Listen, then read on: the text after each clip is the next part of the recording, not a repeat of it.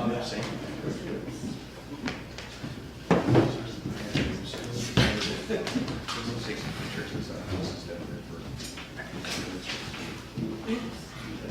I saw that fear again. I saw that fear again. Good morning. Hello. Apologies, on ferry. No Nice worries. sweater. Warm sweater. That looks great.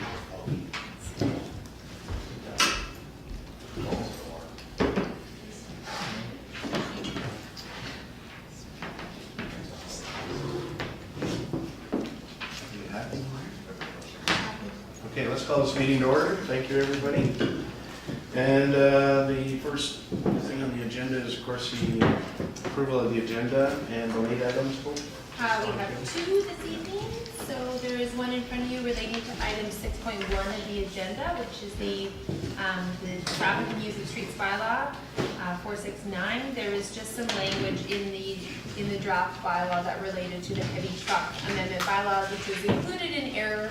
So it has been revised and it's included on table. The other item is relating to item 7.1, and it's an email from Rebecca Gibbs relating to the Snow Cove sewer expansion and wanting to hook up, and it's just kind of background material to be included. Perfect. And other than that, that's all. Thank you. Somebody want to move to approve the agenda? Thank you, Sue Ellen. Second, Maureen. All in favor? Thank you. Unanimous. Public comments? Do we have anybody on the sheet? There is no one this evening. No one on the sheet. Okay, then we'll move on. Consent agenda. There's a lot of items on there. Does anybody have anything that they're not comfortable with that they want to pull? Add to, delete, all above? 3.8. Okay. Community terms of membership? Okay, I think we're just going to end up getting that in the end. Yes, 3.10, very briefly. Okay. I like that. Bruce, good.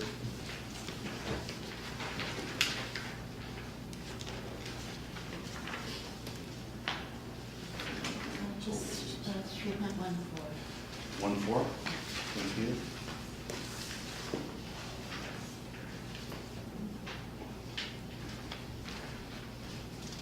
All right, so let's skip that one.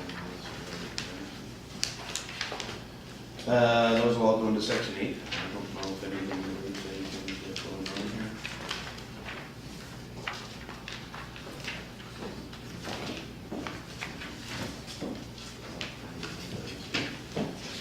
All right, is that it?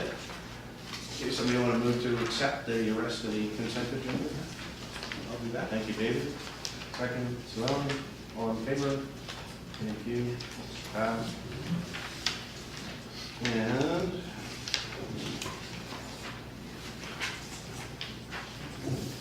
moving right along. Delegations. Not too many today. Thank you. And business arising from the minutes.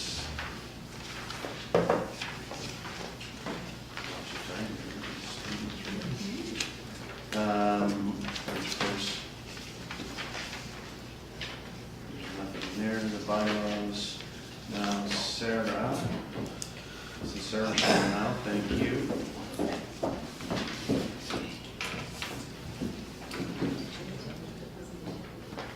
Oh, sorry, I did that, but I didn't, yeah. Sorry, sorry.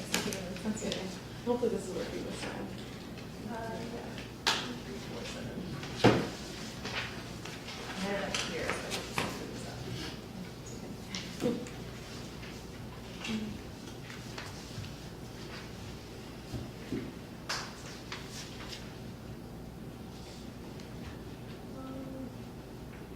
I'm fine to go without it if you don't. Just give me a second. There you go. It's not as if on time schedule, you've got. Oh, that's right. I'll do this really slowly then. So I'm bringing forward the traffic and use of streets bylaw. This is for just the ferry lineup issues. It was brought in November, but it was put together with a truck amendment, so we've separated those out and it was deferred until this meeting. So the two kind of changes we put in are the ferry lineup. So all vehicles must enter the ferry lineup at back and be within 0.6 meters of the next vehicle in front of them. And only enter for the purpose of waiting to board the next available sailing.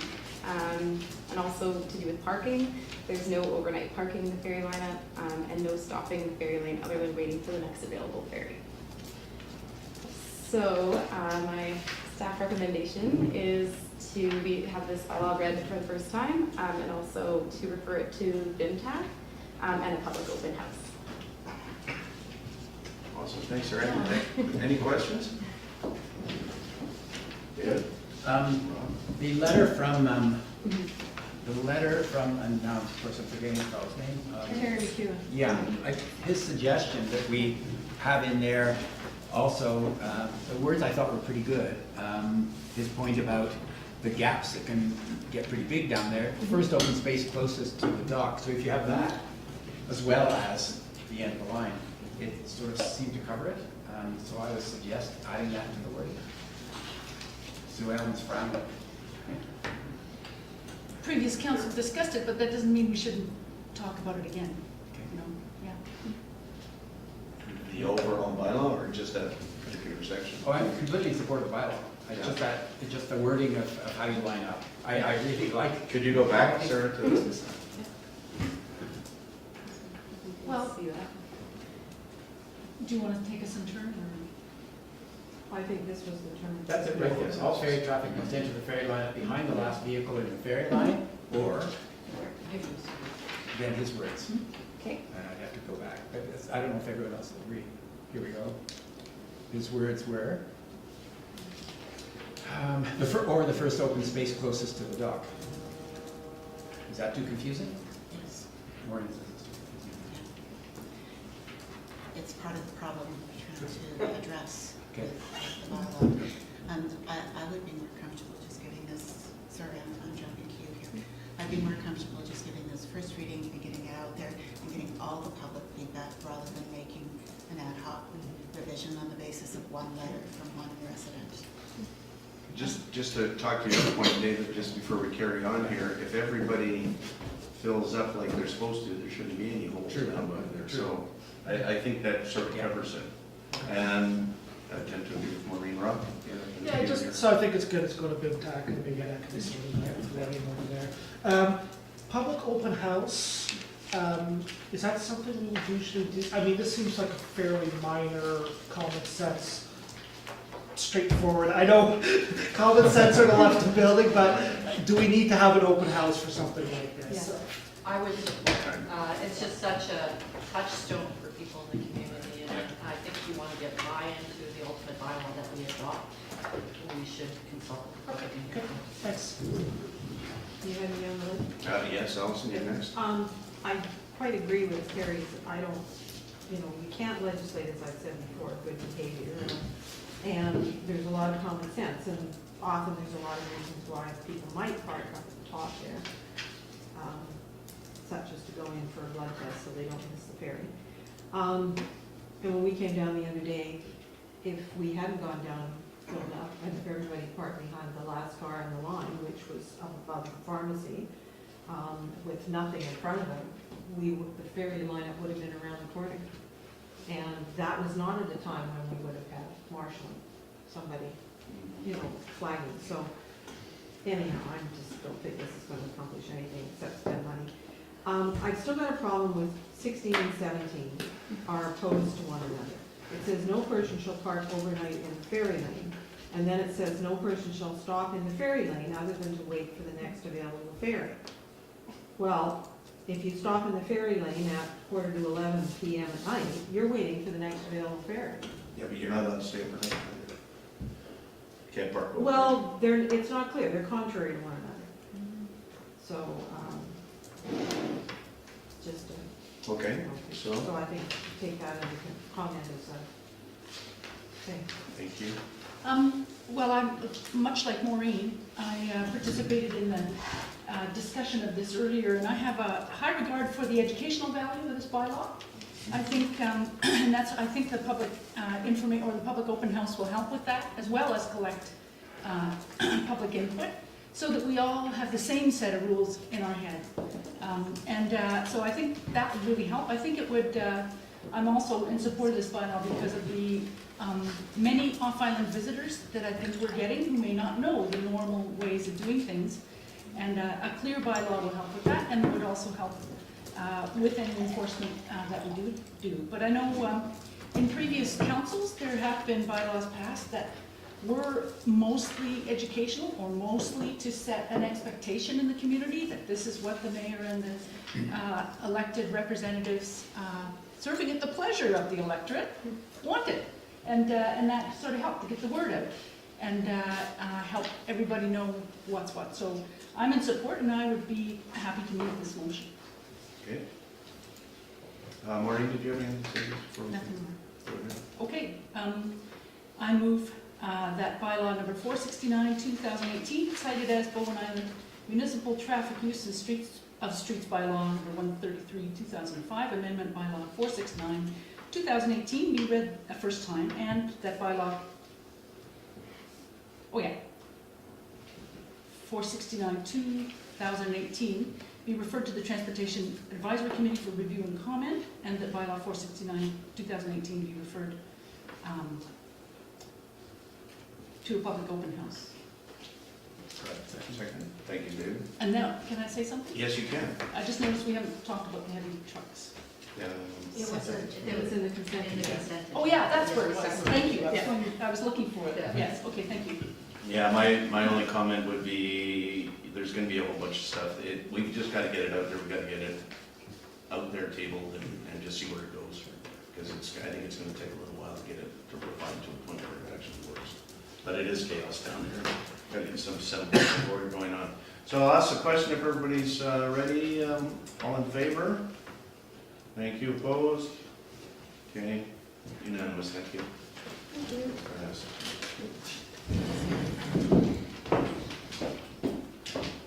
Mr. Robinson.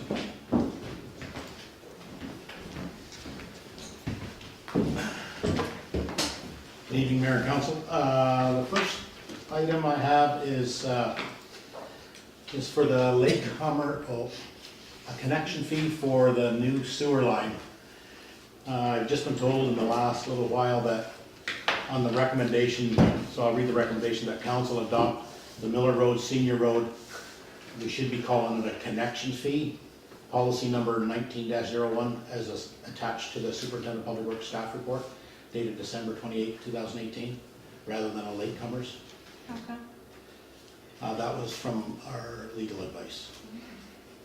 The latecomer policy and fee refers to something else in the community charter, and so there would be a little bit of confusion between what a latecomer fee is actually meant for versus what we're actually doing here, which is a charging for a connection fee to those people who are not part of the sewer district or service area. Sorry. So the reason why this policy is coming forward is we built a pump station down by the Bowen Island seniors housing, and we're trying to recoup that cost. So the total contract was $951,300. Snug Cove House it was called Snug Cove House, but now it's called Snug Cove House Society. They contributed $400,000, and we had another $123,000 in grant funding. So the outstanding balance is $428,300. So we sent this to an engineering company. They did a whole bunch of different calculations on that, and if you go to page 2 of 2, it calculates each individual lot based on their flows.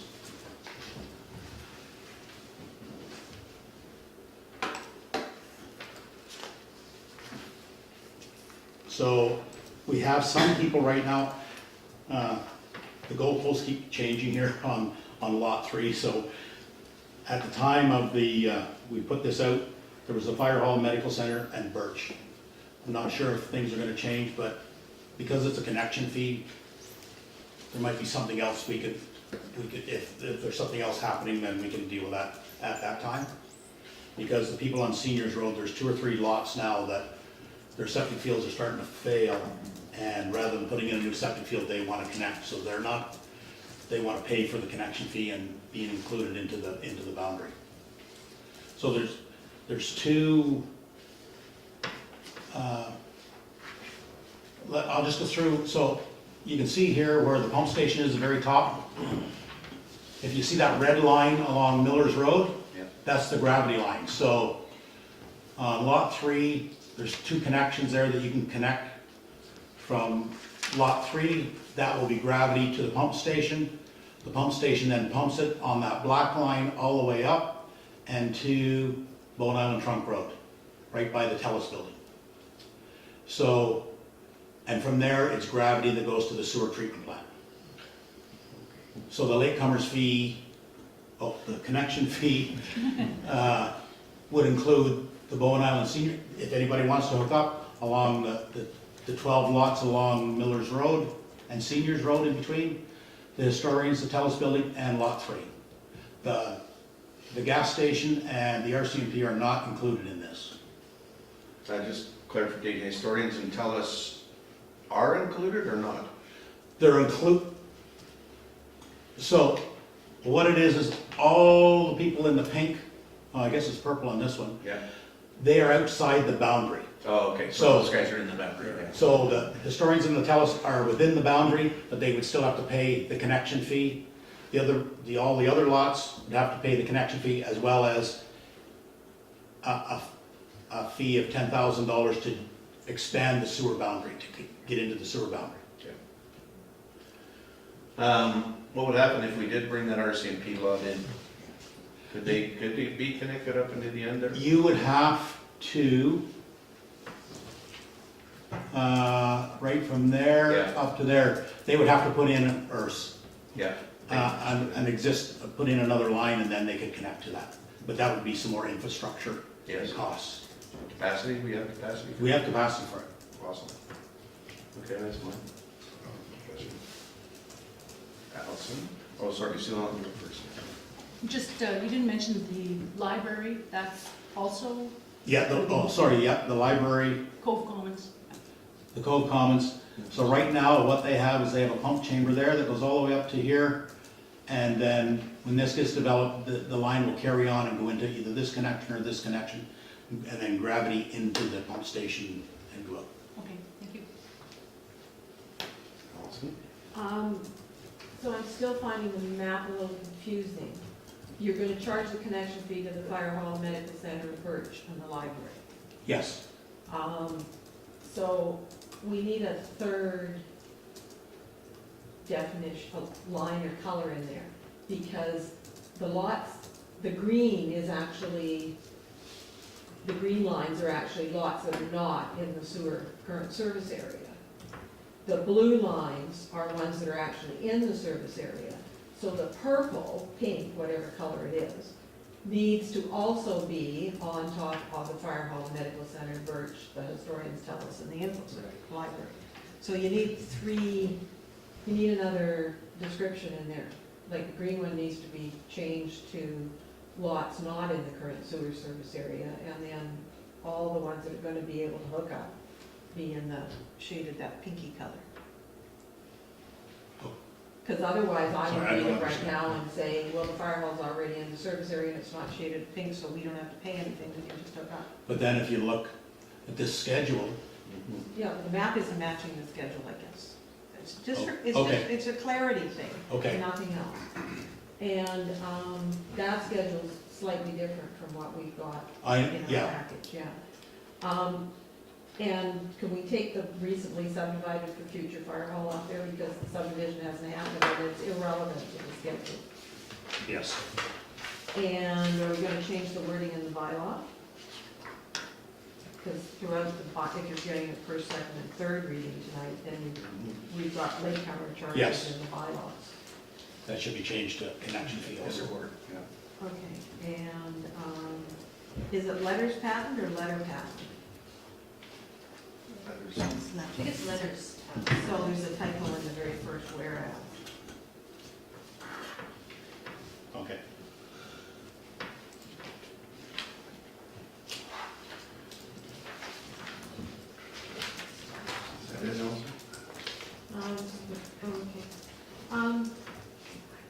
No, and I guess my only question is, we can change this policy if there was a change in how lot 3 was going to be developed?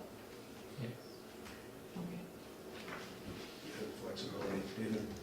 Yeah, just a little, if you go back to the map, please, Bob. So, For this one here.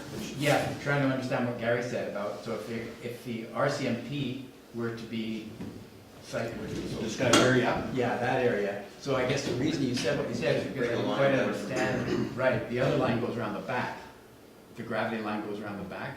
No, the gravity line right now goes from there to there. That's kind of along here, they'd have to put that in. You have to put that in, There's okay. nothing there now. on There's that nothing road. there now. Oh, I see. And the sewer Yeah. for all the businesses are on the back side. It's not down Bowen Island Trunk Road. It's on the back Right, side of it's all on the the back businesses. side. Okay. Then what about the old gas station site and the other lot that we have, yeah, right there? They're in the zone, or what? No, they're outside the boundary at this They're time. outside the Yeah. boundary. Okay, so if something happened with them over time, they would, what would they pay? What would they pay? Well, first of all, they would have to pay to connect, and then it would be a negotiation with planning and that, what they would have to pay and how they are gonna do it. Okay, I mean, this is designed to basically, with what we've got planned, to recover all of the funds. And after that, okay, all right, thanks. Good. Where would that surplus money go? I should say that we had some other people coming in. Yeah. That money would now, for the RCMP or for Yeah, what? say the RCMP, yeah. It would likely cover the cost of the sewer, Yeah. All is a new extension. the new extension, as well as, all these lots now that have to pay the $10,000 to expand the boundary. Yeah. That sets in a reserve so that when you get up to another 80 connections, we will have to expand the sewer treatment plant again. And so we figured that that's gonna cost close to $1 million. Well, back then it was $1 million. So now we have that in the, rather than borrowing. Okay, all right, that was actually another question, I was about the expansion of the system of the plant. So there's enough room in the plant now for another 80, is that? what you Yes. said? Okay, thanks. 80 what? 80? Connections. 80 single-family residents. Right. So, Yeah, I just want to say as a member of the Snugco Sewer Advisory Committee that we did look at this back in November, and those minutes are in this agenda. I was just looking at collection of latecomer charges. So you've got some headings that use that language as well. 7.1 and 8.1 in the, what I think I'm in the bylaw here, says if you change the words latecomer charges, it's different than this word latecomer policy that's in It's all gonna have to be. the recommendation. So you'll need to look at it throughout, because some Yes. places it says latecomer charges, some places it says policy, some places it's in a heading. And the one I was particularly looking at there, oops, flood. Where's the sewer? Is this a drainage issue? Anyway, all I was gonna say was 7.1 refers to both. So the owners of parcels that connect to or use the extended services, such like latecomer charges, will be due and payable to the municipality at time of connection to the work. So it'll probably all work, but I just, in the text, it sort of separates the two. The Snugco Sewer Service area boundary extensions and the physical connections are separated. So you may want to use a different word than connection fee, because you also use the word connections all the way through. Well, extended Well, that's- services doesn't mean boundary extension. I'm reading from 8.1, existing costs for Snugco Sewer Service area boundary extensions where required. So maybe there's more clarity. Anyway, just suggestions, basically I'm in support. Perfect, Maureen. I have a question, Bob, about Bowen Court and about the single-family lots. If the density on those lots were to change, if Bowen Court were to be built out, or if some of the single-family lots were changed to multi-family lots, I'm assuming that would carry forward and affect the connection fee. Would that be correct? Well, then, would that have to be rezoned then? yes.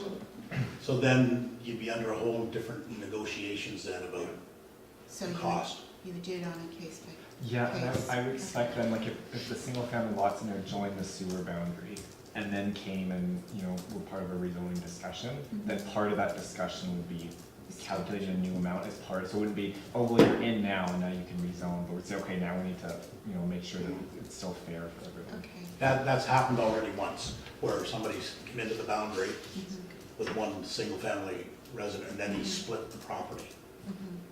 Okay. But then he got charged the additional $10,000. Yes, okay, okay. So we're not wedded to the 149 for Bowen Court if the density were to change. This is just to give us enough information so that we can see if the proceeds as itemized here that we're able to cover the outstanding amount. The way it sits right now in Yeah. the zoning, it sits right now, yes. Yeah, thank you. Any other questions for Bob? Somebody want to move these recommendations, Maureen? Yeah, I think I've got the changes. The council adopt the Miller Seniors Road connection fee policy, number 19-01 as amended. What is that as attached? Well, Oh, because it's referring to the, Yeah. put as Okay. amended right at the end, and then I think Okay. it would. As attached to the Superintendent of Public Works staff report dated December 28th, 2018, as amended, that bylaw 476, 2019, cited as Snow Code Sewer Regulation bylaw number 46, 2002, amendment bylaw number 476, 2019, be read a first, second, and third time, As amended. as amended. Correct. I'll second Thank you, Sue Ellen. Any further comments? All right, I'll ask a question. All in favor? Thank you, that is unanimous. It's passed. Thank you, Bob. Thanks, Bob. All this smiling. Time. There'll be a lot more people smiling on the seniors road now. Good.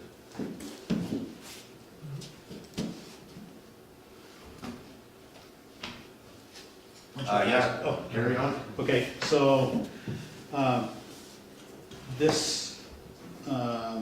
the next one is, our roadway level of service winter maintenance policy. We've never really had a policy for snow plowing and stuff like that, so I'd really like to, so everybody gets on the same page of how we do all of our plowing and salting and just how we do it. So the recommendation is that council adopt the Bowen Island Municipal Roadway Level of Service Winter Maintenance Policy 19-02. So the way it works, I'll try to explain how. So when we get a snowfall, or it starts snowing, the crew's likely out before the snow starts, sanding and salting most of the roadways. Once it starts snowing, after you get a bit of accumulation, we go on the primary roads first, which is basically the bus routes. We have 4 trucks, we have 2 small trucks and 2 large trucks. That's pretty well takes most of the island. Like, you can start plowing from the Cove and make it to Tunstall Bay and come back and you wouldn't even know it was plowed again, once it starts snowing. So we just concentrate on the bus routes to start with. After it quits snowing, then we go into the secondary routes.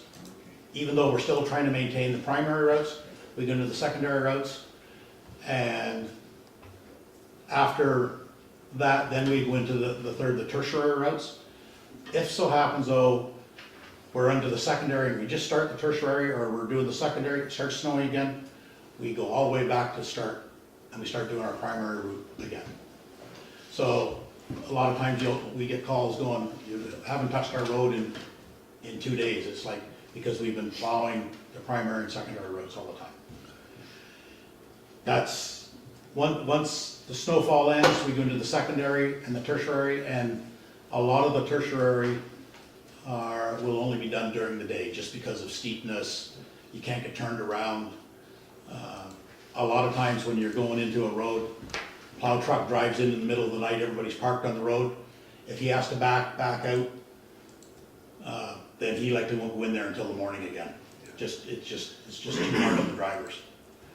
And then finally, once we get everything cleaned up, the smaller trucks then go around and they do all the intersections and stuff like that. So that's how we sort of look at plowing.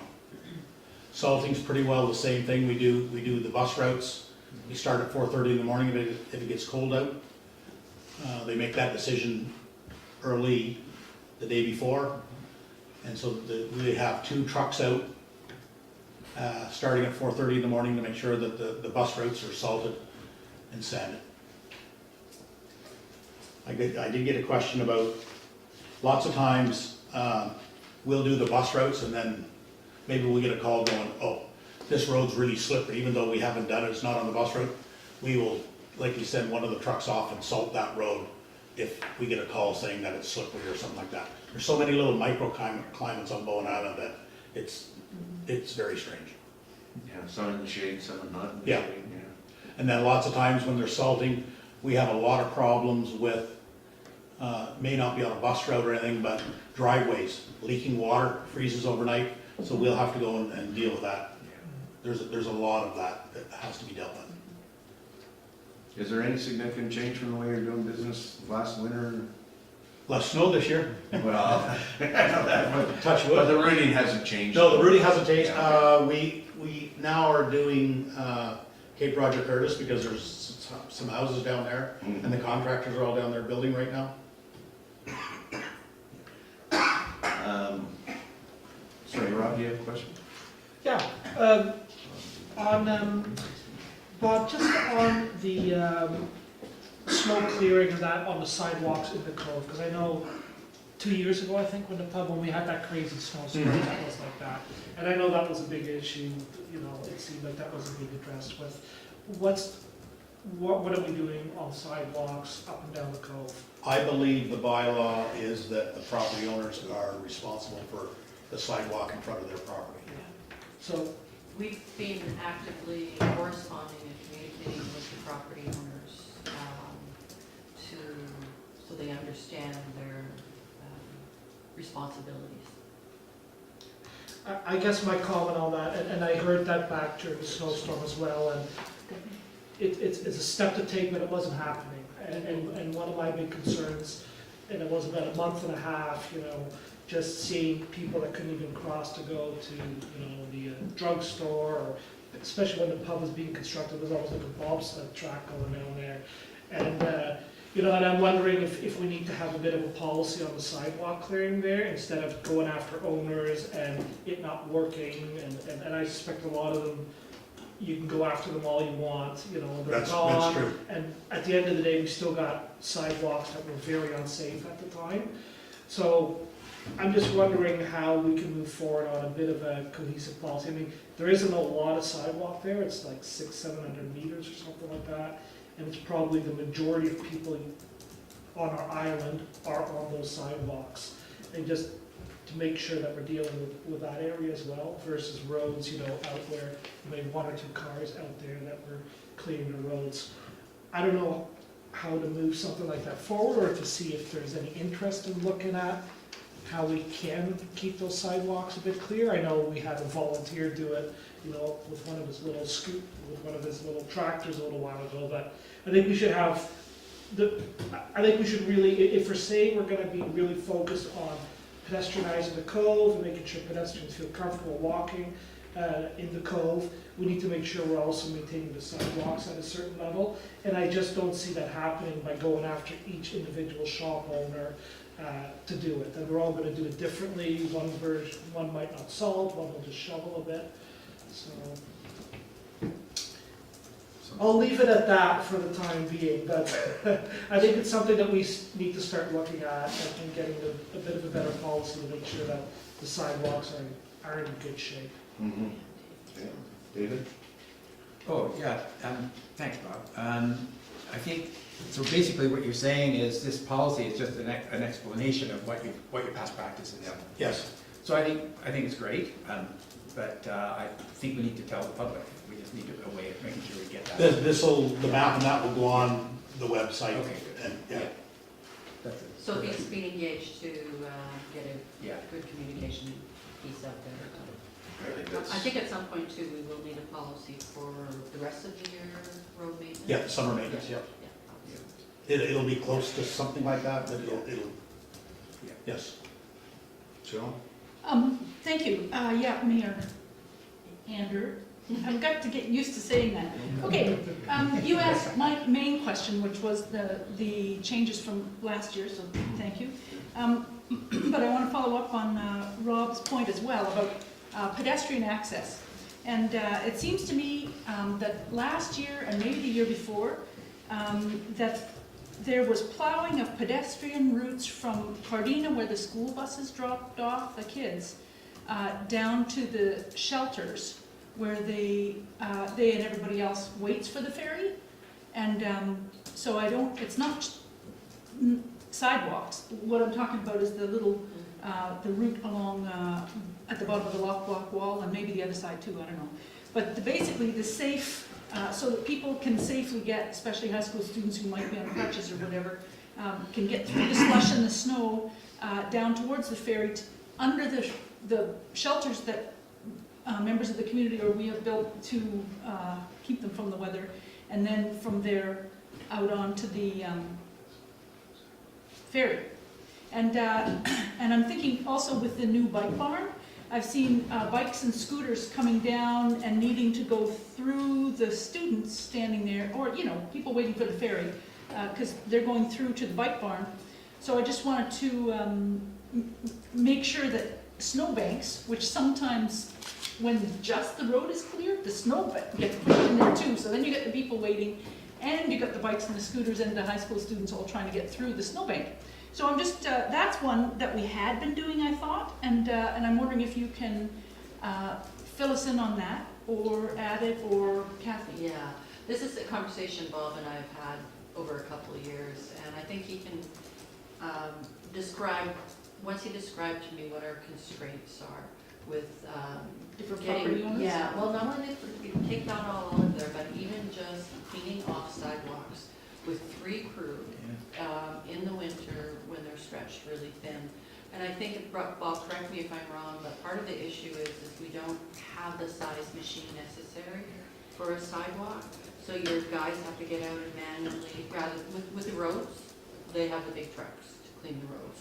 We don't have the necessary machinery or resources to do those sidewalks. Realistically, if we're gonna set the goalposts, this is our issue, our constraints are that.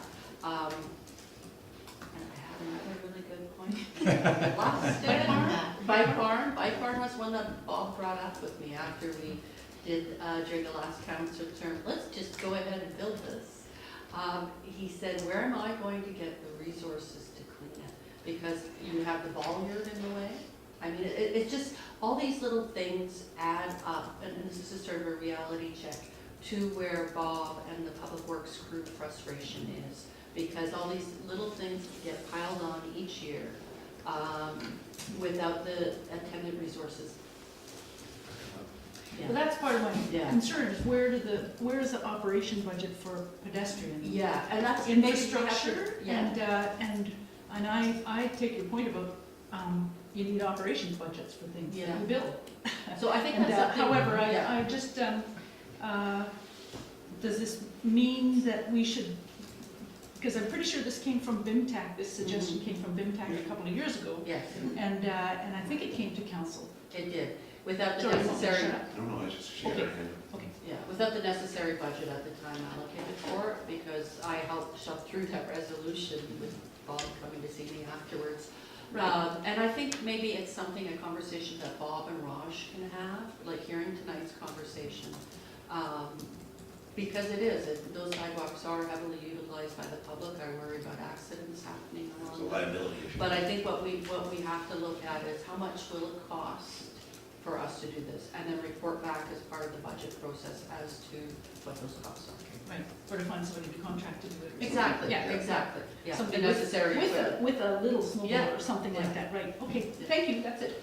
So we do have, like, because it hasn't snowed a lot this year, the guys actually have taken the chain off every night and salted where the bike barn is. You have to.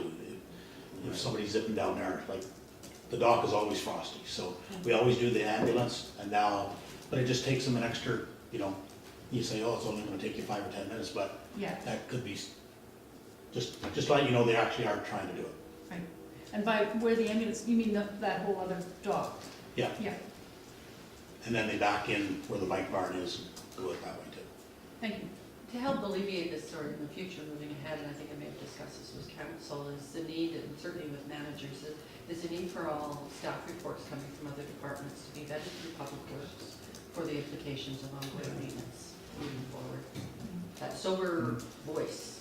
Oh, goodness, Bob's our sober voice. Just a couple of things. One is that so many of the roads are unmaintained on the island, and there are times when residents really don't know what to do in response to an unmaintained road. So, and especially if you're new to the island, your response is, where are the people who are supposed to clear the snow off my driveway? Now, that's just an assumption. You come from away. So I wonder if Sophie's communication piece that you're working on could actually give some advice to the readers of the piece about what they might do. I don't know what that would be specifically, but I think it needs to be addressed because otherwise folks will start pursuing Public Works when Public Works isn't responsible. And the second thing is just a question regarding the map, Bob. Did any of the classifications of the roads change over the last while?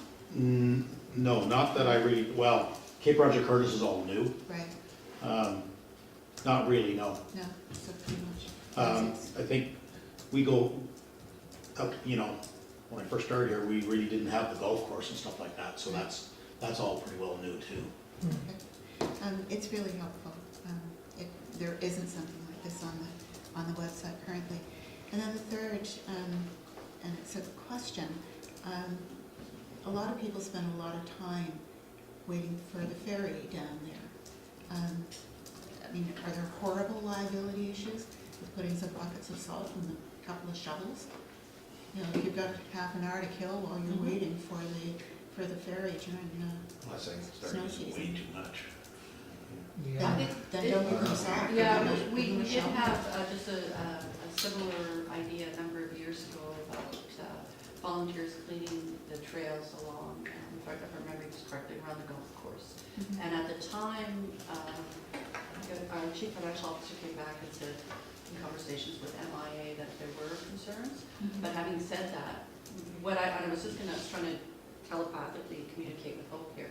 I think we need a council resolution, would he be corporate officer, for the direction to Sophie for communication, so it's clearly articulated, and as well looking into checking with MIA as to empowering volunteers to do things like that, because that was my first thought as well.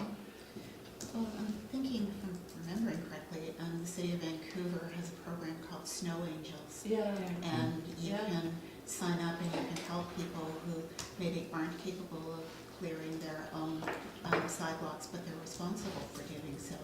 So if something like that can be organized by the city of Vancouver, I don't see why there couldn't be something, you know, comparable for Yeah. keeping at least part of the program. Might be there. because they're under their own charter, but I think we Could be. definitely need to do some further investigation. I'm just looking at Hope because as our corporate officer, are you comfortable with it just being a general direction like this, or do you want it in a form of resolution? I think it'd be helpful for our communications coordinator, just for it to be formal direction. And for myself, I think just something simple as that council directs the communications coordinator, the communications coordinator to work with Public Works staff on a communication strategy for winter road maintenance. And that the corporate officer would be directed to contact MIA regarding liability for the. You might want to say road and sidewalk. Good. Yeah. And also there was a component of education there, of educating the public about how to keep their own tertiary roads. Right, that's, I kind of got kept under communication strategy, education strategy, or something like that. So I'll move that. My Okay. turn now? Okay, second on that? No, we haven't had I haven't had a chance to raise my question yet. We're not going anywhere. Well, you asked for a seconder, and isn't That that was- just part of the And then we're motion? gonna go back. Oh, I always thought that was just gonna be a second part of the main motion. I seconded it. Okay, so, discussion. Just before we get into that, I think on the communication part of that, for the sidewalks, I think we have to set an example by cleaning our municipal parts of the sidewalk down in the cove, otherwise, there's not much impetus for the business to do it, they can just say, hey, come on, really? So I think that that's definitely gotta be a consideration, something we have to think about in the future. Excuse me, I moved a motion when there was one. Is this one already on the table? Related to the, road Okay, so we'll go No, back, it's not on go the- back It's to not on yours. the table yet. No, we're doing I a think the second only motion on the and table is then- yours, Maureen. Okay. Oh, okay. Yeah. And I guess the other comment was about the bike barn. I think there should be a sign up there telling people that there's now before they go through the thing. But anyway, back to Maureen's motion here. Is there any more comment on that? Can we hear it again, please? Yes, and I may, yeah, the general intent is here. The council direct the communications coordinator to work with public works staff to develop a communication and education strategy relating to winter road and sidewalk maintenance. And that the council direct the corporate officer to contact MA regarding liability. For, For volunteers. yeah, volunteer. Volunteers sending it, so, yeah. Or just volunteer engagement, maybe. Well, if you're gonna contact MIA, you might wanna be running the policy by MIA to see if they've got any comments, if you're hanging yourself out to dry with what you're trying to set out in here. And also, as a lawyer looked at the policy. So I would just say, and to contact MIA with respect to the volunteer, use of volunteers and also the policy itself. Okay, does anybody else want to speak to that in particular? I had Dave and, both Dave and Rob on the, did you I think want to speak to that part of it? I think, are we still going back and doing this, so still have to Yeah, we can do that adopt next. that? Yeah. Yes, Okay. correct. All right, on these two, do you have any comments on I that? think I'm comfortable with the discussion we've had. I don't think I have anything to add. All right, Rob? Okay. Anybody else? Okay, I'll ask the question, all in favor? Okay, those two bylaws are done. Let's get back to the They're not bylaws, or they're the, sorry, recommendation, so let's get back to the recommendation on the table here. Any more comments on that? Now, both David and Rob, sorry, Allison, yes? First time, please. Yeah, Well, my first question is, I think the policy should be run by both our legal counsel and MIA. Because MIA, it's a risk management, and they've got a whole risk management branch, and sometimes saying something that you then can't deliver on puts you totally at risk. As to the, thinking about all the other municipalities require the person whose the sidewalk is adjacent to maintain the sidewalk. Now, we've got a bit of an unusual circumstance in that the most used piece of the sidewalk happens to run across one particular property owners. And I think it's fair maybe for us to maintain that one just because of the size of it. And then, but the others, it's a matter of telling them to do it. What do the other municipalities do? Do they find people? I recall seeing a whole bunch last winter where they were fined. And the other thing I saw last winter was I think the other municipalities supply the people with the sand and salt because they had salt dumps where people could come and get buckets of salt. So if we I think thought that's about, because there was a shortage. yeah, but if we thought about providing the local merchants with a pail full of salt, and I could probably give you 10 pails, because we've got a whole bunch left from the wine business, to put in, you know, if they have the salt or have the ability to go down and get the salt from the works yard or something in a pail full, then that I think might help because they've got it there and it's handy and it sort of becomes a partnership with, and, you know, so those were the, Bob, what's your comment? yeah. It's amazing how many people will go into the works yard and just load up their truck with salt. So Well, I didn't that's know I why the could do gates get that. closed at night and So what that. about providing an area Little bin where right it's, there. yeah, where they can, say, within the cove itself, where they can grab salt? Or they could come down during the day when Yeah. somebody's there. It's not- Yeah, as long as somebody's there, yeah. Yeah. Kevin. It's just, Well, I'm just It's a thinking of a whole way to try process in and itself. encourage the local merchants to keep the sidewalks clean in front of their place. I mean, I come from a marketing background, and there is no way you would not have cleaned your sidewalk first thing, but, that's, you I know. think, I don't know, I just think there might be more issues and it'd be easier just to clean the sidewalks than it would. One of the things we can look at is what other municipalities do, especially the smaller Expectations, yeah. municipalities, and just see what sort of programs are out there. We can think outside the box a bit to help public works. Well, the snow agents and, Yeah. And then the other thing I was going to say is lots of municipalities have a adopt a road, adopt a trail program. Yeah. So those are tried and true, where you actually volunteer, maintain, read it, keep it clean and all that kind of stuff. Certainly turning out to be a bigger conversation than I thought it was gonna be. Yeah, Rob? Yeah, just a comment, and Bob, you said something, probably be easier for us just to do the sidewalk ourselves. And I think, this is, Vancouver deals with this, every municipality deals with this, and I just think that the hassle of and the conflict created between our staff having to now, let's say, find shop owners or find residents, I don't think that's a great way to solve this problem. For me, it just needs to get done, and we need to find an efficient way to do that. I find it interesting that it is considered a basic service to have all the roads plowed, but not the sidewalk, especially considering how little sidewalk space we have and how many people use it. Like on Smith Road, which is a side road, I mean, there's a couple of houses there, and same thing all the way down in the Cape there. We're going out there, we're spending a lot of energy clearing the roads out, but then in the cove, where all of us walk there, even the drivers when they get out, we sort of have a policy of volunteers doing it or shopkeepers doing it or whatnot. And for me, it's just providing safe transportation routes for people when it snows. And to me, that makes the bang for the buck would be on the sidewalk side of that. So I would be interested to know what it would take for you to have a machine to do that properly. And then maybe we could prioritize where are we spending our snowplow or snow clearing money, and we can then decide, do we want to spend more on it or not, and then maybe we can reprioritize.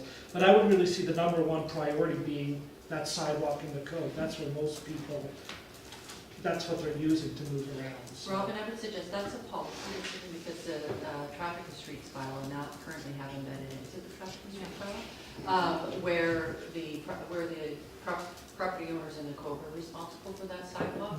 So I think at the council level, that has to be a policy decision, and then staff can decide from there. Okay. And it would be amending the bylaw, which is easy enough to do. Okay. David, did we get you before? No, I'm good. Okay, thank you. So. Well, I'm just, I'm still wondering why the safety issue of Cardina Corner and students getting off the school buses in the dark and getting onto the school buses in the dark in the snow and the icy conditions, and how it's okay now that we're in this new council, that we're going to not do that earlier resolution from the previous council, which I'm pretty sure was a council resolution. It was. Right. I think it was for that year. Ah, if I remember correctly. Okay, Yeah. because I'm wondering if we can craft something that, or maybe we want to consider a motion, something like that council directs staff to bring forward a report about how to prioritize pedestrian access from Cardina Corner to the ferry, safety, snow clearing, and salt, with costs. A report to council? Yeah, if councils, if this is something councils agree to, what I would suggest is this policy go back to staff, and it embeds as well pedestrian as well as road, and part of that same report could be using the same type of criteria to gauge primary, secondary, and tertiary pedestrian access. But that would be a council direction. Right, okay, for this one. Thank you. Maureen? I'm wondering if we could just deal with what we have in front of us here. We've had a lot of ideas that have come up about the things that are not in this policy, and they're all valid concerns, but in the interest of having something on the books that deals with the roadways and that deals with teaching people before it's needed about what the structure is. We can always amend a policy once we get additional information, and I would like to move the recommendation at this point. I don't think, I've reread it closely, I don't think there's anything in here that you're going to get significant, if any, feedback from the MIA. You would get it if you started putting in additions about volunteer involvement and so forth. But if you could have this, get it passed, get it on the books, and then if other information comes forward, we can change as necessary. The other thing is that I think it might be useful to have two policies, one that deals with roadway level of service and one that deals with pedestrians. I think keep them separate, and in some respects, that draws even more attention to the issue of managing pedestrians. So I would like to move the recommendation as written. Let's do it. Second. Second, David, thank you. Any more discussion on that particular recommendation? That's great. Okay, I'll ask a question, all in favor? Thank you, it's unanimous. I'm all Very good, thanks, Bob. So then, should we have another one on that we're, I think you're gonna send that to staff. Well, I would as like the to recommendation. Here's a resolution to send to staff. Okay. okay, good. And it's very draft, so I'll need your guys, I'll need help here. The council directs staff to bring forward a draft policy regarding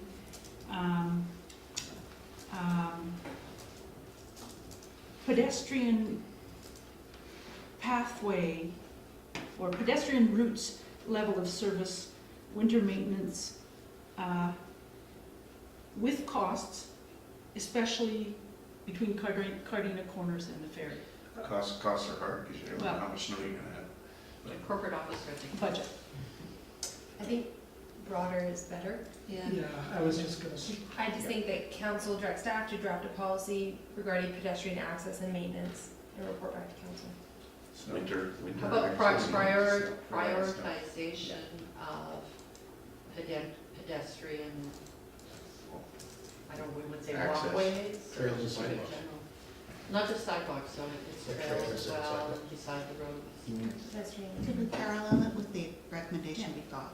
The council directs staff to develop the Bowen Island municipality pedestrian access level of service, winter maintenance policy, whatever it is.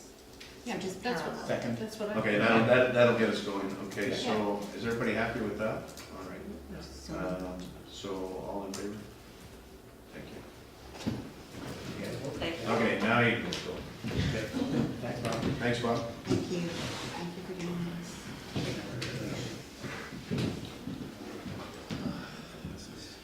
Reports of committees, maybe the whole commissions. Okay, so Mayor, community center selects. Oh, did I miss one? Sorry. I thought we were going to move that correspondence item 3.10. Oh. But did you want We that have 3.8, 3.10, and 3.14. all under number 11? Okay. Yeah, I thought we were gonna Okay. put them all in. Yeah, one. no, that's fine. Oh, I see, whatever, yeah, whatever. No, I'm good with that. After the closed meeting. All good. Okay. Continue on. Sorry, I misunderstood if that was a direction. So Jackie and Shauna, or just Shauna, or? Thank you, Shauna. Hello, thank you. Okay, I'm here tonight on behalf of the steering committee for the community center, and we have 3 recommendations before you tonight, all of which are necessary to provide documentation required for an upcoming grant application, which is due on January 23rd, 2019, which is next Wednesday. Just in case nobody knows that. So the community center capital project we've always had a specific funding model for that, and with the estimated total cost of being 14.5 million. $7.3 million of that project is meant to be coming from grant funding. The grant we are applying for is an Investing in Canada infrastructure grant, and the deadline for the application is January 23rd, 2019. There are certain project eligibility criteria that are necessary for us to submit with the grant application, and that is what the recommendations tonight are dealing with. All three of the recommendations are required components of the grant application for it to be deemed eligible.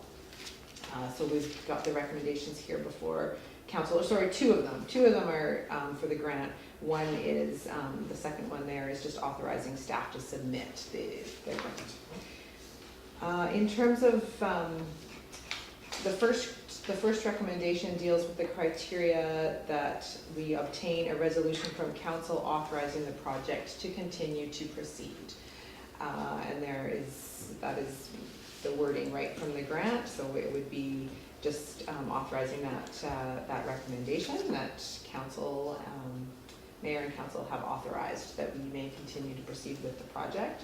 Second criteria is regarding funding and BIM committing to the share of the project funding, which in our funding model, we have the 1.2 million in municipal reserve funds, which has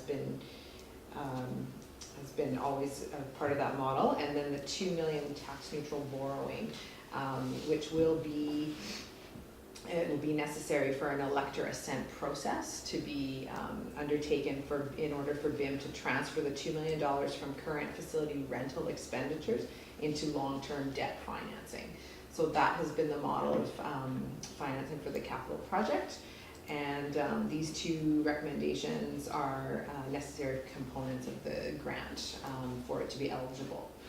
The financial implications of it, the cost of an elector assent process can range from $5,000 to $15,000 depending on which process is chosen. And in terms of communications, the grant, it's widely known in the public for people and at other council meetings that grant program will supply, or hopefully we will apply for the 7.3 million, but that 2 million tax neutral borrowing would also be a part of the funding strategy. So just to conclude, we're putting forward these recommendations. They're necessary criteria for this grant and the project eligibility for the Investing in Canada grant. The grant, we are able to apply for up to 73% of the eligible costs, which brings us to about 7.3 million of our eligible cost for the project. And as I said, these are necessary recommendations. There has not been, for British Columbia and Canada, any provincial and federal government funding for grants for community or recreation streams since 2008, and we feel that this is a really beneficial grant to our project to be able to apply for. Yes, thank you. It certainly is. It certainly is. Questions? Rob? So Sean, in a nutshell, we're basically saying we're gonna put forward the 2 million, the 1.2 in reserve funds, and hopefully the 4 million in fundraising that's needed to apply for the $7.3 million grant. Yes, in a nutshell, yes. So if for some reason, let's say the fundraising didn't come through, we're not committed to anything, but we would then not be able to apply for that grant, is that correct? We would still be applying for the grant. Yeah. We've been in contact with the grant program officer, and at this point, as of today, we can say that we're staying the course with the funding strategy that we've been with since the beginning of the project, and we will be having conversations as needed in terms of that application. I'm happy to move all three, but I'm wondering about the elector assent process. 5 to 15,000, and 15 is if we do a referendum, what's the rationale or the rules, I guess, around whether we do a referendum or not? Yeah, okay. To borrow funds, we have to do elect or assent, and there's Right. two choices. Yeah. There's a referendum, or there's the alternative approval process, which used to be called the counter petition. I can't remember anyways. Yeah. But it's 10% of the electorate coming back and saying no means it fails. I see. It is a much more cost-effective way to do Yeah. it. And what we would do is we move ahead with the loan authorization. It doesn't preclude us at this time deciding which one to go. I see. Part of it is waiting until we find out about the grant. If the grant is successful, I would certainly recommend that we go the route of an AAP process. As the public has effectively spoken, we've gotten a grant. If we don't get the grant, then it's. Then we figure things out. Yeah. Okay. Thank you. As I said, I'm happy to move it, but I'm sure there are other questions. So, do you have something over here? No, Okay. I've been following everything with great interest and generally in support, and I think I know the answers to the questions that I want to ask. Yeah, all right, well, there you go. That's good. System works. I hope I do. We're hoping. Okay, here, I'll ask one. The tax neutral borrowing, does that mean from facility rentals, you're moving the money that we might pay, for example, for this building, and the ones that we pay to rent the bottom of the Bowen Children's Center? Yes. All those kind of things where we're renting spaces here and there, we combine them together, and that goes to pay the debt, the interest and the whatever on the 2 million? The loan payments, Yeah. yes, the loan Okay. repayment would, Right. yeah. Thank you. And the amount that we're currently paying in all of those rents would be what it would be the loan repayment for the $2 million. So tax neutral just means it's money that we're currently paying to rent that we would use for this instead? Yes. Thank you. No tax implications. Yeah. Anybody else? You have a mover. Okay. Take a second. We have a mover, do we need a second somewhere, so. Second it? Yeah, any more discussion? All in favor? Thank you, it's unanimous. Thank you. All right. One more little. One more to go. So also wanted to just discuss sustainability initiatives. There's been many people in the community and I believe on council and as well that have been interested in sustainability initiatives that were undertaken in the design of the building. These were certainly engaged by the design team throughout the process. An energy model study was performed in July 2018 in alignment with the industry BC Step Code practices, and the project team focused on the BC Step Code compliance with a path to target the high performance building design. At the time, 8 energy conservation measures were implemented, and they are available in the package you had there on page 173, and you're able to read the 8 and what the baseline is and how the energy conservation measure was applied. Combined, these resulted in over a 50% total energy consumption cost savings. Other features in the design were also related to environmentally conscious and sustainability measures. They included access to natural daylight within the design of the building. Active transportation provisions such as bike racks would be available there as well. Electric vehicle charging station will be, one of the parking spots will be dedicated as an electric vehicle charging station. And the provision for future adaptability for systems such as solar panels has been worked into the mechanical and electrical systems within the building. Anyone have any questions about that, or it was, yeah, more for information? But. Just a quick question I've had from a couple of people. Have we looked at any geothermal opportunity there, or is that something that's just doesn't work? I believe that was explored in the beginning of the project, and that the cost of that was prohibitive to the project. Yeah, as much as we'd like to put all these fancy doodangles on there, they all cost a lot of money, and you have to sort of balance it all out, so. Except that I see the over 50% of total energy consumption cost savings Yes. in here through some of the work that you've been doing. So I really, Yeah. No, that's I'm really happy to see that as part of the, again, the operations of the facility being considered ahead of time. It's good. Yeah. Maureen? I have to confess, I read the report and I don't fully understand it. Okay, what I do take away from it though is that you said from the beginning of the project, that sustainability has been a concern for the design team and that they have tried to maximize the opportunities that could be available to them. One of the concerns I have is the step code, the levels of the step code that they're aiming for, because my understanding, correct me if I'm wrong, at the moment there aren't step code targets for institutional buildings, for anything other than residential. So when you say that they've been keeping in mind the step code, what is it that they're keeping in mind of the standards in place for non-residential buildings? Do you know?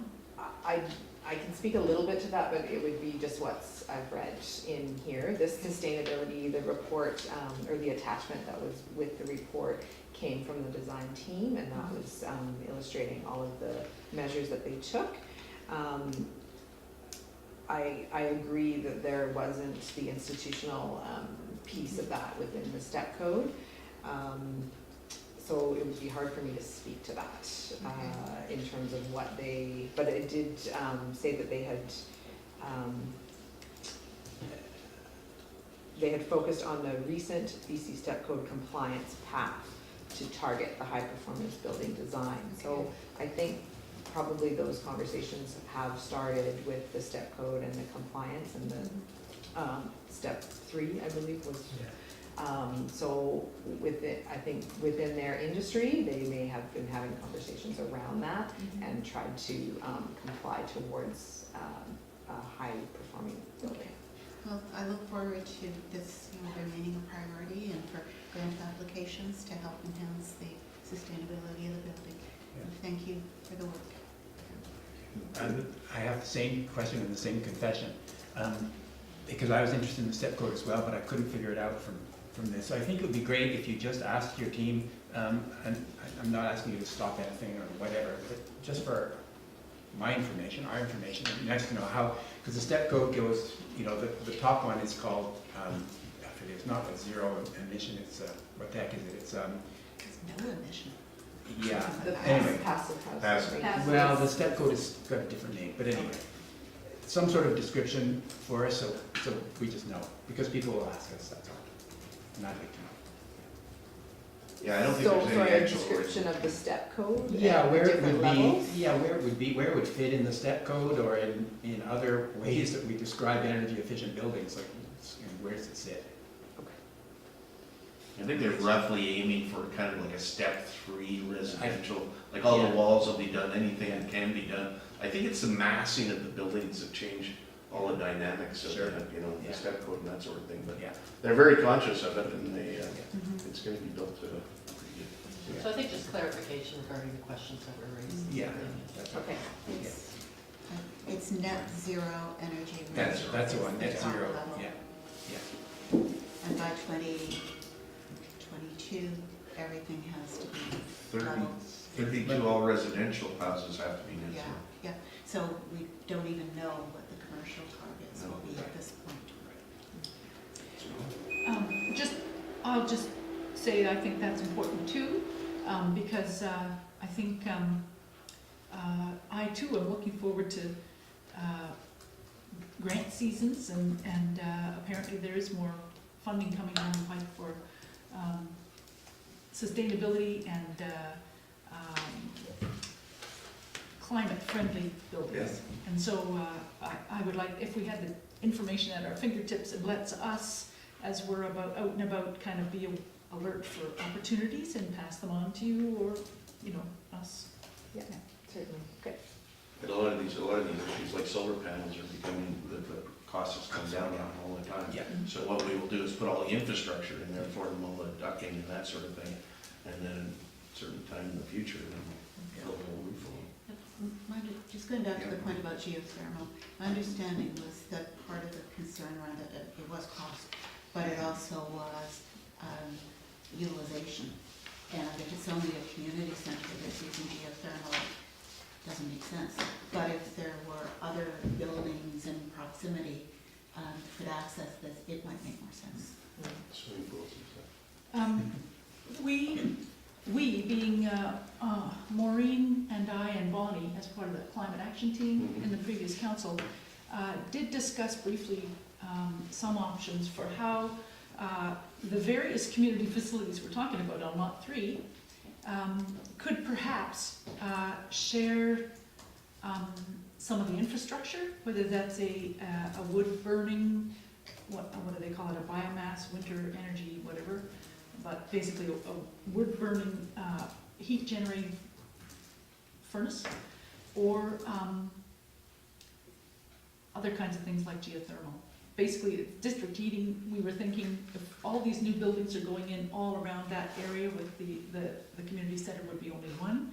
So I don't know if, I think the community center is further along than that they wouldn't have necessarily the wiring and the ducting ready for that. No, tagging with somebody else. But it is, you know, just the principle of being as ready as possible to link in with other Absolutely. community facilities in a district heating or district energy. Maybe eventually it'll be a solar garden and we'll link up more of the solar panels. I don't know, but just to, I think lot 3 was That- perfect for that. That's, was definitely one of the things that they had built into the design, and it was provision for future adaptability of energy generation systems. oh, okay, good, Perfect. thank you. Did we get that on the table, or did we get moved back? It's just a move to receive. It's Oh, just- sorry, I think David moved it and I seconded it. Oh, no, that's the That was the last other one. That was the. Okay, I'm gonna move the council receive the community center sustainability initiatives report dated January 7th, 2019 for information. Second, David. Yeah. Any more discussion? All in favor? Thank you, it's unanimous, it's passed. Thank you very much. Thank you. And if I could just thank Shauna and Jackie for all the work that they're doing on this application and giving up their lives. Oh, but they're gonna have such much better lives once it's built. Yeah, That's right. there you go. There. Thank you. Thank you. Thank you. Okay, Hope. So you're up for the next round here. Lucky. Yeah. Okay, first of all, I apologize, I think I might have been sleeping when I wrote this recommendation. There's just a few missing bits. So under the first recommendation, there should be number 11, that appoints Councillor Hawking to the Transportation Advisory I Committee. was wondering about that. I didn't mean to forget about you. And under the third recommendation, there should be, we just need to decide on the Community Center Select Steering Committee. There is a requirement of 3, and there's only 2 at the moment. That's fine, we don't need to fill it, but if there was somebody else that was interested, there's room for that. Am I in there? No, you're not. No, Okay, So- I'm gonna go back in there. For which one are we? Community Center Select Steering Committee. Okay, Which number is that for? yeah. So that it would become 4. And they would, On the bottom one. Oh, yeah. so why don't we go one at a time, just to make it easy? So for the first one, I can read it out if you like, and if you have any objections, you can let me know. So that the following appointments be made to municipal committees: Councillor Sue Ellen Fast to the Advisory Design Panel, Councillor Hawking to the Advisory Planning Commission, Councillors Fast and Morse to the Emergency Program Executive Committee, Councillor Hawking and Nicholson to the Environment and Climate Action Advisory Committee, Councillors Kale, Morse, and Wyman to the Finance Advisory Committee, Councillors Ander and Morse to the Fire Hall Facilities Steering Committee, Councillor Nicholson to the Heritage Commission, Councillors Kale and Nicholson to the Housing Advisory Committee, Councillors Kale, Morse, and Wyman to the Human Resource Committee, and Councillor Fast to the Parks, Trails, and Greenways Advisory Committee, and Councillor Hawking to the Transportation Advisory Committee. And where was the community center one? It's in the third resolution, Oh, it's down the line. just because there was some questions whether Kathy. And Hope, do we have the community grants committee there? It's also one of the ones that will be Okay. dealt with in the third recommendation. Okay, thank you. Because Councilor Kale has volunteered for that. Okay, Yeah. good to know. And Second. EDC. And EDC is another one. Well, I wonder, I move this, what you just Okay. read. I can second it. Thank you. Any more discussion on those? Everybody happy where they're sitting? Awesome. Okay, all in favor? Thank you. And the second one being that Councillor Morse would like to continue to be on the, all of the water advisory committees, so that Councillor Morse be appointed to the following local water advisory committees: Blue Water Park, Bow Bay, Cove Bay, Eagle Cliff, Hood Point, King Edward Bay, and Tunstall Bay. So did that? Second, thank you, Martin. Any further discussion, Elsa? No, Good. All in favor? Thank you, it's unanimous. you only need one Lucky thing. you. And, yeah, So for the third one, the community, for the community center, sorry, for the Community Grants Advisory Committee, as it stands, it What is would, that? pardon me? We're adding it. Oh, okay. okay, so it's gonna be number 4. Sorry, we'll start from the beginning. So Public Art Advisory Committee, currently we have no one interested in sitting on that. Okay, Thank you, Marty. so that Councillor. I'm gonna get my bureau. I'll give you a paintbrush. Okay, and then for the Recreation Commission, again, there was no interest, in that. I'll take it, I've had past experience, and it doesn't meet more than once a year again. And we're gonna be changing the terms of reference, so it meets less often. I think I had a significant input into the terms of reference as it is.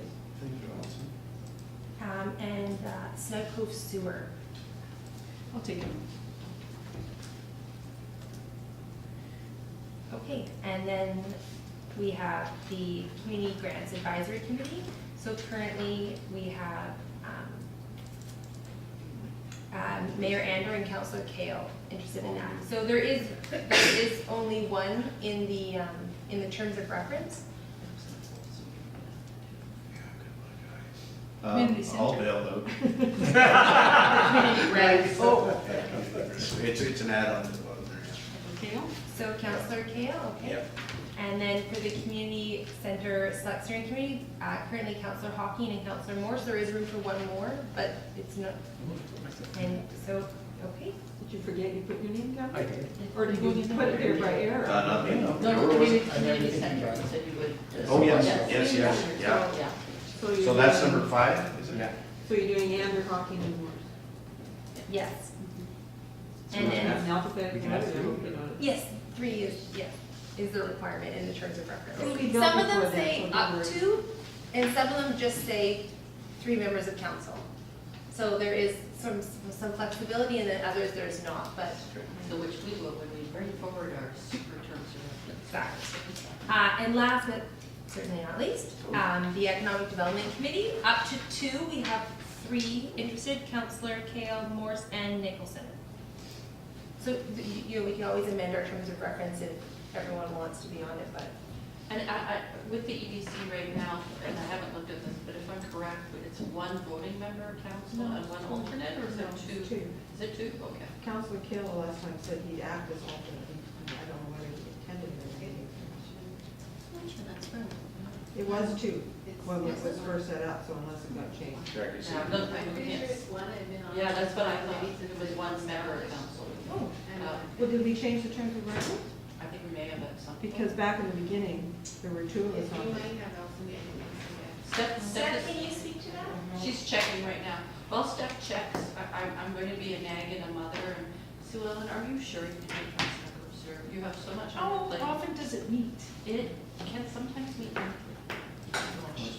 Monthly. It hasn't met that often. No, but it could, and especially with the wrapping up of the. Yeah, I really, Yeah. I was just looking at how often we've met in the past year, but I Yeah. don't know. Because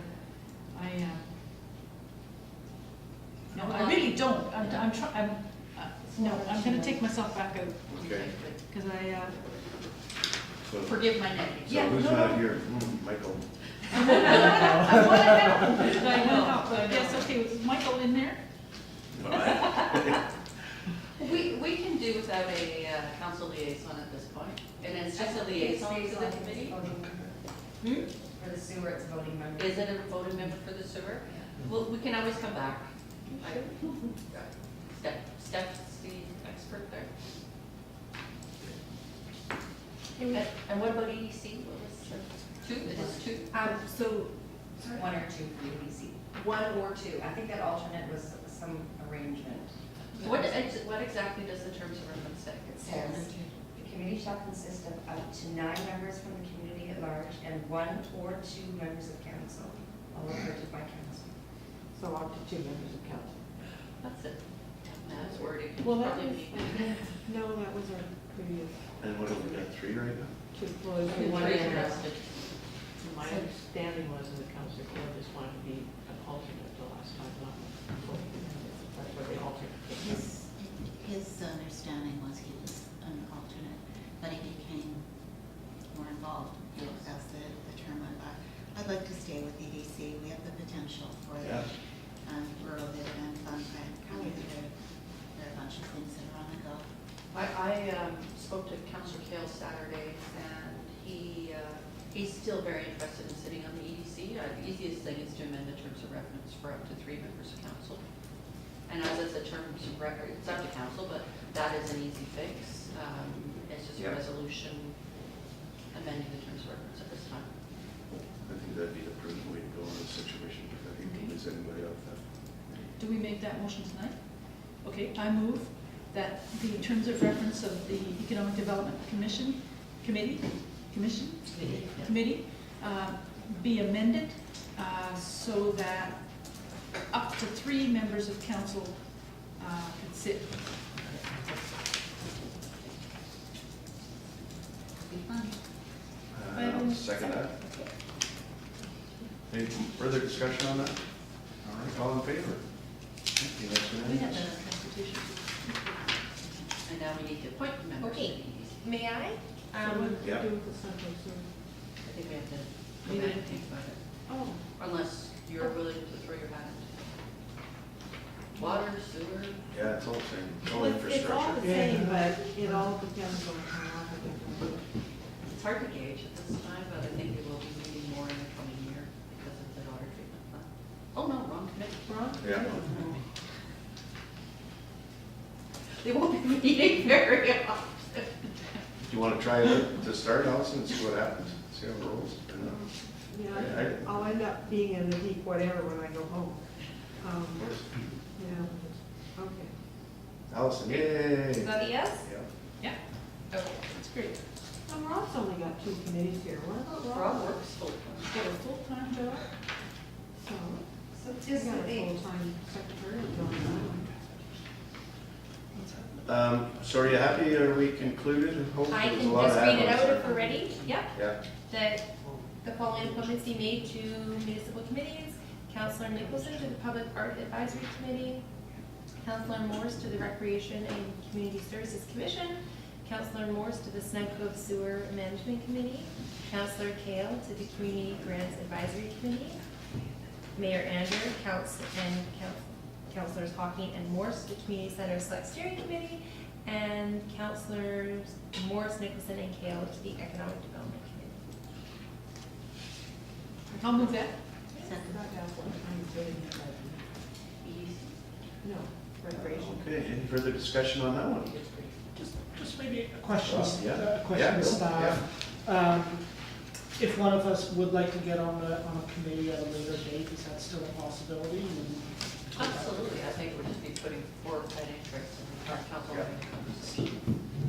Okay. We saw how easy it was to amend our meeting. Yeah, that's it.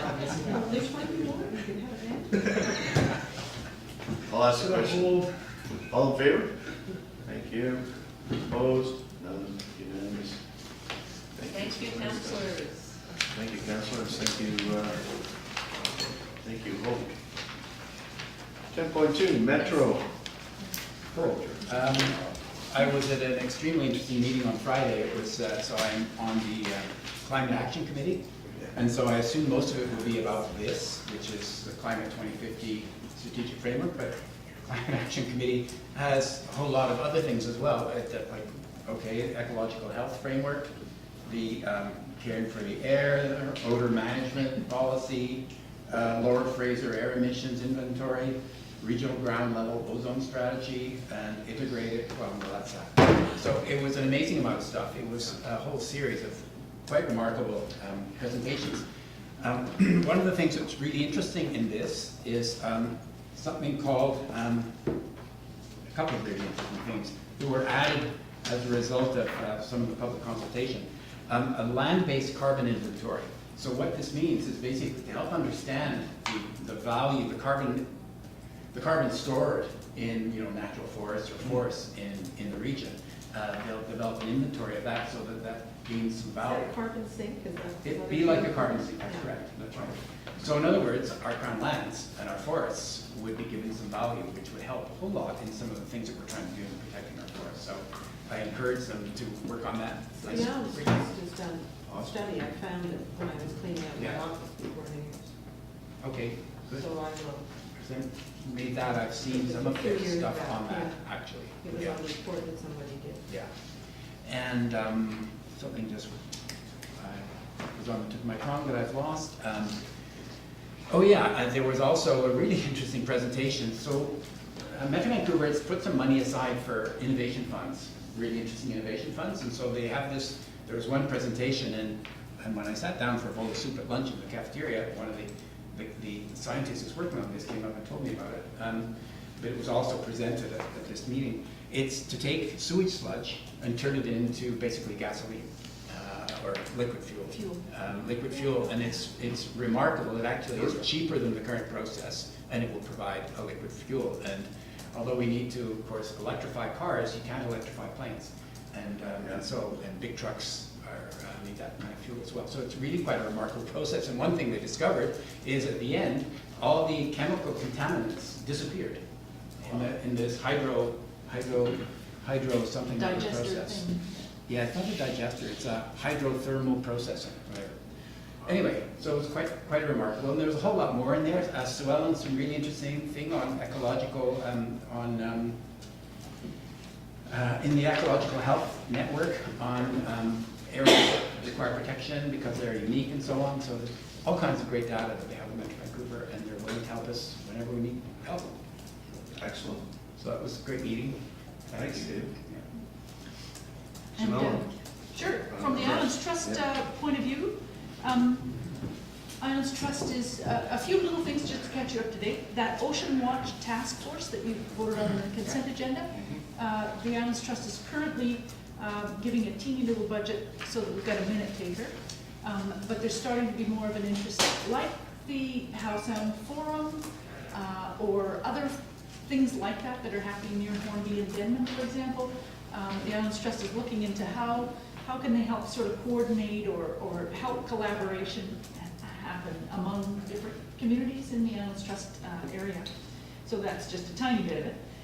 Under 12.5 in your information, there's a whole, they go from A to G, and different letters and things that you can have a look at if you want to.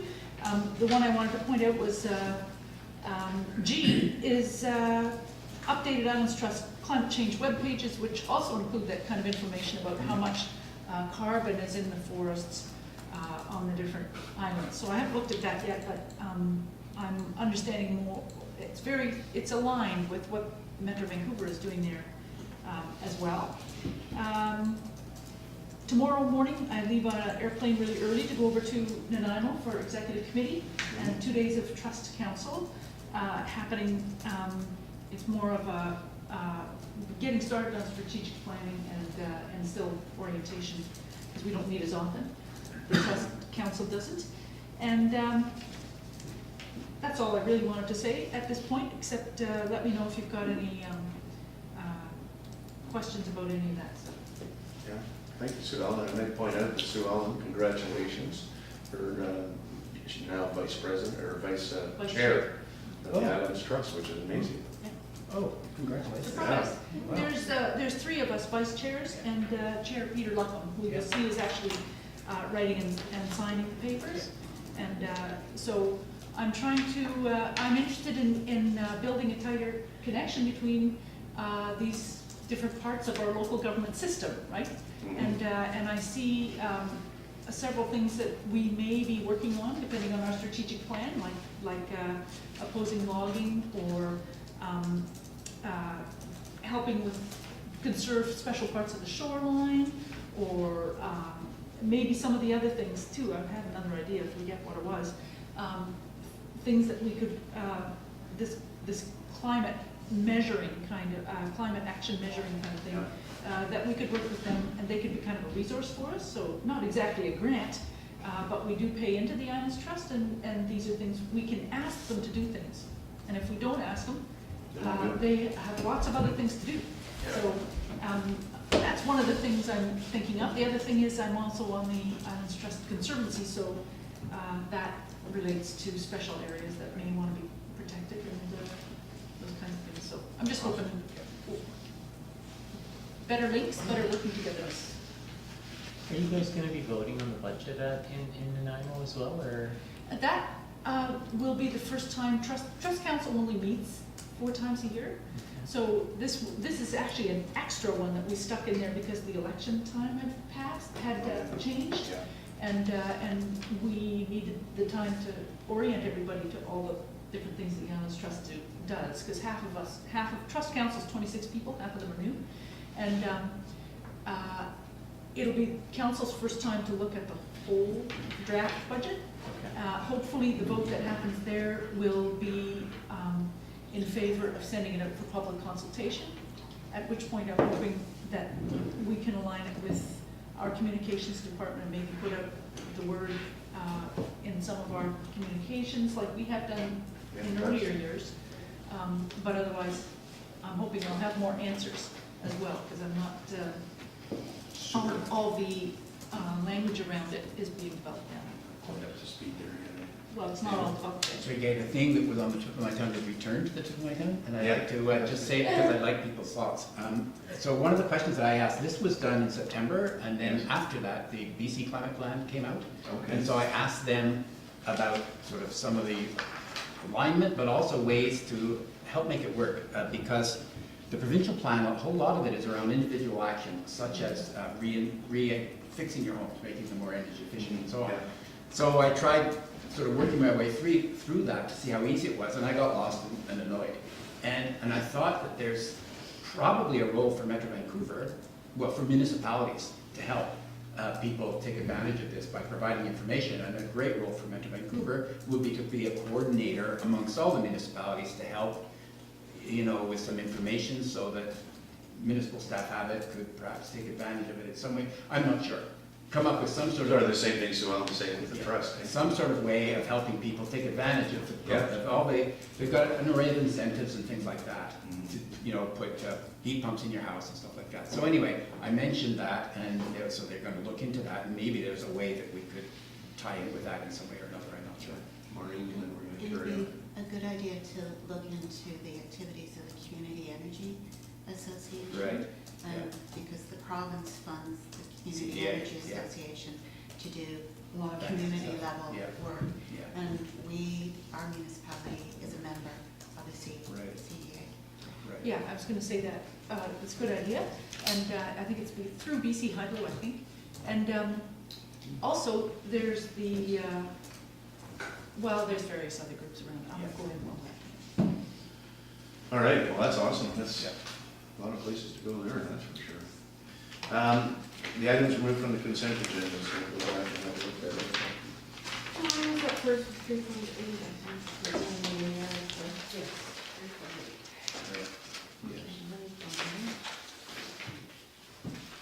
So are you having a reference on that, who was that?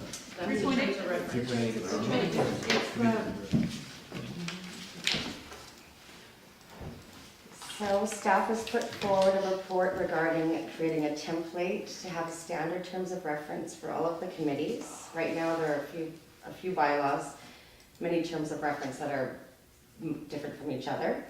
The idea, based on feedback from council and staff and volunteers that are finding confusion, was to make them consistent across the organization, to make sure all the information is included, to make sure that superior legislation is adhered to, such as the community charter. An example of that is quorum is often all over the place, so we want to make sure that that's adhered to, and most importantly, that the, for me, administrative workflow is more expeditious. So the key point of this report is talking about making the terms of membership to be consistent. I met someone from New Westminster at one of the courses I was doing, and they talked about having a recruitment season. They have 24 committees. That was extremely exciting to me, the thought of doing this all in one shot. There are 18 steps for each appointment. 18 steps over 6 to 8 weeks, so to have it in one project period would be more efficient operationally. And I did some research to follow up on that, and it looks like most people do it that way, so. So I pulled it because I don't quite understand number 2 of the recommendation. The committee appointments are made in conjunction with council's committee appointments that occur annually in November. If you're referring to the process we just went through under section 11, or 9, or 10, this is January. So, and we appointed council for the 3-year term, or the 4 years of the term. So if you're suggesting we appoint everybody to all the committees, the members, in November, I'm wondering why we don't do it in January. Because we do our chair and vice chair elections in January.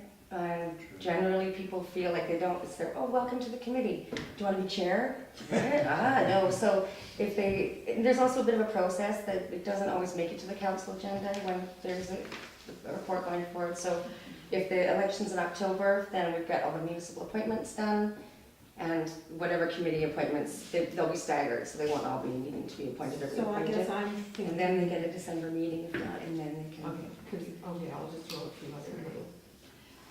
So what happens if the chair and vice chair happen to be the 2 members whose term's up? And you're gonna have a new committee appointed, they're gonna have to appoint a chair and a vice chair. Yeah. I don't know. And I guess, it just made more sense to me to run it with the calendar year, which is our fiscal year and that sort of stuff. And in a year like this, where it's a council changeover, to try and do it in the first meeting in November is just not really gonna work. I mean, we're trying to simplify things here, and I think it's whatever Steph thinks is gonna be. So I have no idea with her concept. I mean, I have no problem with the idea and the concept of doing it all at once. It's just the questioning as to, is December, middle of December, so there aren't really gonna be any more committee meetings after. And any committee that gets appointed, you're gonna have half the members are still gonna be there. Hope you've got some of that Yeah. here. So, I just thought November was not a great time. That was my only issue. The whole idea, the rest of the process, I think is great. I think that's a great suggestion, Councilor Morris. I think we're flexible in the time. I think January is totally reasonable for the points that have been said. I think just our point being that we do want to capture it at one time, and just the second part of the recommendation I think should read, not that committee appointments are made in conjunction with councils, but that council establish appointments annually in January, just so that moving forward, that's the direction we go based on. Just because currently, the way it reads, it seems like there already is one, and there isn't. I mean, thinking out loud while I'm talking, maybe doing it at the last meeting in December so they take effect in January might be the right way to do it. So if somebody has an early meeting in January before the council meeting, then everything's happened. So I would suggest the last meeting in December, which is only one. The mid-December. Yeah. Okay, Maureen first tonight, so. I'm just feeling that's too specific, and I'm wondering if the second clause could just read, committee appointments occur annually in fall, and leave it at that. And that covers October, November, December, depending on. Is that too big for you, Steph? Do you want to sort of pin it down? I'm okay with big. Okay, good. Yeah. Big's good, I like big. Broader is better. I think you'll see in the closed meeting, there are specific dates there that, yeah. Okay. Good point, Sue. I support that idea. I was gonna try for something also vague, but you've just pinned it. And I think, because once you get to the middle of December, then there aren't any more meetings. All that kind of stuff, right? And so I think this is great, I support this. I like the idea of streamlining the administration, which what you're talking about, and making it easier for people to understand and move from committee to committee and increase their capacity, and I would like to move the motion. Okay? That council amend the terms of membership for all committees to include the following provisions. One committee term, do I need to read all this as written? I can, Well, we sort of amended As the, amended. what do we Okay, need? okay. Committee terms of membership are 2 years, staggered by 1 year. 2, committee appointments are made in conjunction with council's. No, Con- just annually. Annually in the fall. committee Annually- appointments occur annually Thank you. in fall. Annually in the fall, and that members of council be appointed for the duration of his or her Their. term of office. I was also Their- going to suggest we say there. Their because term of office. That's totally gender neutral. Yeah. Something we learned at the Lidstone seminar. You can say. All right, everybody happy with that? Yeah. Do we have a seconder? Thanks, Maureen David. seconded. Oh, Maureen did already? Okay, thank you. And any more discussion on these? Good, all in favor? Thank you. Unanimous. Thank you. Thank you. This is Steph and Hope's day. Yeah. Easy peasy, lemon squeezy. So the next one we got is 310. Yeah, and this is very brief. We were asked for our opinion on this about 2 years ago, and we wrote, council wrote a letter, and it was, pardon? Right. Yeah, BIMTAC had some thoughts about that, and it was around making sure that it was appropriate for smaller communities. And so it's great, it goes back to BIMTAC, but please send the old letter along with it, just so we have a look at what we did in the past, and probably we'll say the same thing, but we can at least know what we said in the past, that's all. Yeah, good call. Want to read the recommendation? Is there any further discussion on that? Oh, right, we need a recommendation. No, I'm happy to yeah, read it. Hope's itching to read out the recommendations. Oh, is she? Yeah, Okay, she wonderful. is. That council received a request for submissions from the Legislative Assembly of British Columbia dated December 18th, 2018, and that council referred the request to the Transportation Advisory Committee for review, comment, and report back to council at its January 28th meeting. Yeah. David, Rob, and any other discussion? Okay, I'll call the question, all in favor? Thank you, it's unanimous. I think fine. And the next one on the list, 14. Yeah. I asked for that to be pulled, and it's just to change the wording of the recommendation to what we've been using, that council received the 2019 water plan. So I'll leave that as Right. amended. I'll second that. Okay, any further discussion on this? No, I'll ask the question, all in favor? Thank you, that's unanimous. And I think that concludes the consent agenda. And I think we have the information items, the last item there, so we gotta go back and number 3.17. We're gonna move to a closed meeting. Well, didn't we do that on the consent agenda? Yeah. Oh, it's in the consent, yeah, Yeah, that good, good. Okay, well, Being very beautiful, Wow. yes. Yeah. very